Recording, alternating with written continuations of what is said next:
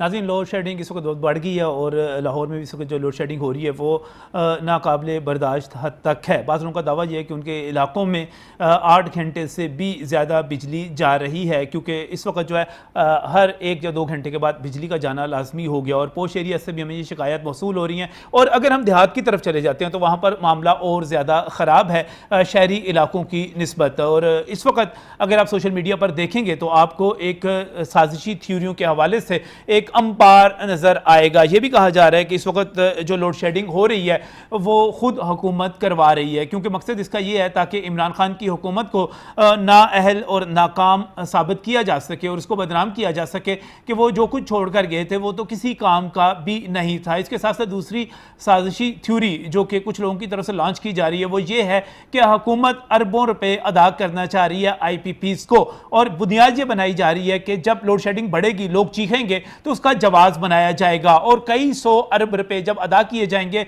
तो उसमें से एक बड़ी कमीशन निकाल ली जाएगी और उसके नतीजे में जो है एक बड़ा माल कमाया जाएगा। लिहाजा इसके पहले ज़रूरी है कि आप इतनी लोड शेडिंग करें कि लोगों की चीखें निकल जाएं और उसको जवाब बनाया जा सके। साजिशी थ्योरियां इससे भी आगे की हैं, लेकिन सवाल यह है कि वाकई हकायक क्या है, क्यों ये लोड शेडिंग बढ़ती चली जा रही है। और ये बात दुरुस्त है कि ये पहले इतनी लोड शेडिंग नहीं थी, अब इतनी ज़्यादा क्यों होती चली जा रही है जैसे जैसे गर्मी बढ़ती चली जा रही है। लोड शेडिंग की असल वजह क्या है? शायद हुकूमत भी पूरी तरह एतमाद में लेने में नाकाम रही है। क्या इसकी वजह गर्दिशी कर्जे हैं जो बहुत ज़्यादा बढ़ चुके हुए हैं, वो अदा होंगे तो उसके बाद बिजली की पैदावार बेहतर हो सकेगी? क्या इसकी वजह वो ख़राब पावर प्लांट्स हैं जिनका बयान दिया गया था वज़ीर आज़म की मीटिंग में और ये कहा गया था कि इनको ठीक किया जाएगा?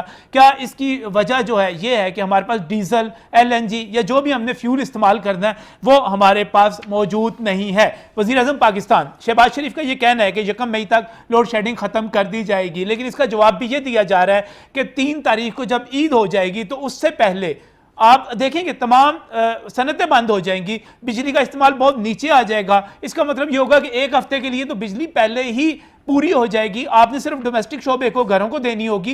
लिहाजा उसके बाद क्या होगा, ये बहुत बड़ा सवाल है। ये लोड शेडिंग क्यों बढ़ती चली जा रही है, क्यों काबू नहीं आ रही? मैं बहुत ही मशकूर हूँ जावेद इकबाल साहब हमारे साथ इस वक्त मौजूद है। आप चेयरमैन हैं जोनल वापडा हाइड्रो इलेक्ट्रिक यूनियन के, खासतौर पे ग्रिड स्टेशंस के आप चेयरमैन हैं, तो मेरे साथ टेलीफोन लाइन पर मौजूद हैं, चीज़ों को बेहतर तौर पर समझते हैं। जावेद साहब अस्सलाम वालेकुम।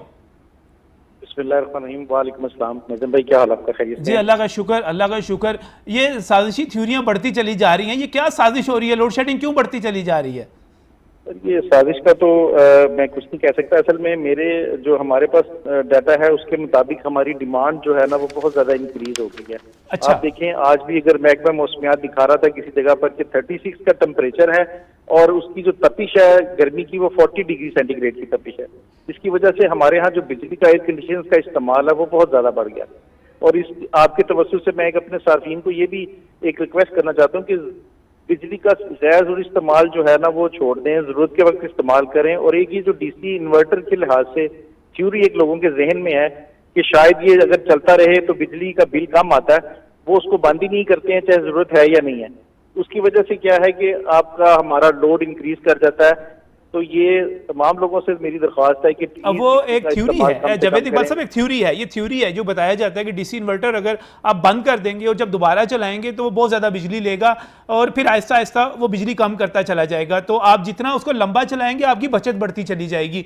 ये ठीक नहीं है। मकसद ये भी तो रहना है कि आप अगर है ही नहीं, यूज में नहीं है, तो वो चल रहा है बस घर के अंदर, तो आपने तो बिजली देखें इस तरह आपने भी फिर उसका कमाल लेस्को ने भी और आपका जो वापडा है उसने भी बड़ा अच्छा कमाल किया है कि जब वो लाइट बंद कर देता है, जब वो दोबारा चलता है तो वो इतना लोड लेता है कि वो सारे आपके अगले पिछले बिल पूरे कर देगा। इसका मतलब ये हुआ ऐसे ही है। अब देखें इस वक्त हमारी जो डिमांड है वो 4423 मेगावाट है और जो हमें एलोकेटेड हुई है वो 3650 है और जो हम ड्रा कर रहे हैं वो 3635 मेगावाट है। इस वक्त हमारे पास तकरीबन 800 मेगावाट का जो है ना शॉर्टफॉल आ रहा है और उसकी हम जो है ना वो लोड शेडिंग कर रहे हैं।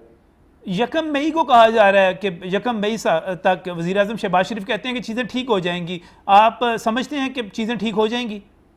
जी सर, उसमें एक तो ये है कि कुछ IPPs चल गए हैं, कुछ बाकी रह गए और बाकी जो बात आपने की है डेफिनेटली बाजार भी बंद हो जाएंगे, हमारा सनती शोबा भी बंद हो जाएगा, तो वो लोड काफी जो है ना डिक्रीज हो जाएगा, उससे भी काफी फर्क पड़ेगा। मुझे ये बताइए, तो पता चलेगी आगे ईद के बाद। ईद के बाद। और अभी आप कह रहे हैं कि 36 डिग्री सेंटीग्रेड पर फील लाइक जो है 40 आ रहा है, और 40 जब आ रहा है तो उस वक्त क्या होगा जब हम 44, 45, 46 पर जाएंगे भाई ये तो बेड़ा गर्क हो जाएगा, आप बंद कर देंगे बत्ती सारी। इनको अरेंजमेंट्स करने पड़ेंगे, फ्यूज जहां पर नहीं है फ्यूज देना पड़ेगा, जो बाकी आपने बातें की हैं वो इनको पूरी करनी पड़ेंगी।